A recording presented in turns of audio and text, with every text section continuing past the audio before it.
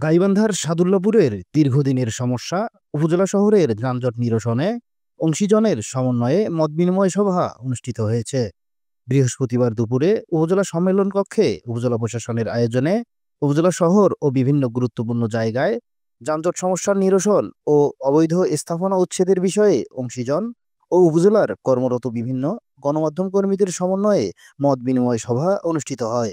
এ সময় যানজট নিরসনে উপজেলা শহরের বিভিন্ন স্থানের ফুটপাতে অবৈধভাবে গড়ে ওঠা যানজট সৃষ্টিকারী দোকানপাট উচ্ছেদ সহ যত্রতত্র অটো সিএনজি যাত্রী ওঠানামা বন্ধ, দূরপাল্লার যাত্রীবাহী বাসসমূহের টিকিট কাউন্টার অন্যত্র স্থানান্তর, বিভিন্ন ব্যবসা প্রতিষ্ঠান ও গোডাউনে মালামাল লোড আনলোডের সময় নির্ধারণ সহ বিভিন্ন বিষয়ে মতবিনিময় করা হয়।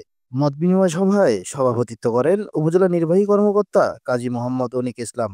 এ সময় বক্তব্য রাখেন অ্যাসিলেন্ট জসিমউদ্দিন, থানার ওসি তাজউদ্দিন খন্দকার, উপজেলা প্রকৌশলী মোহাম্মদ মেনাজ, জেলা সিএনজি শ্রমিক ইউনিয়নের সভাপতি শফিকুল ইসলাম, বণিক সমিতির সভাপতি শফিউল ইসলাম স্বপন সহ স্থানীয় সুশীল সমাজের গণ্যমান্য ব্যক্তিবর্গ। Anwarul Islam, news hour ৭১।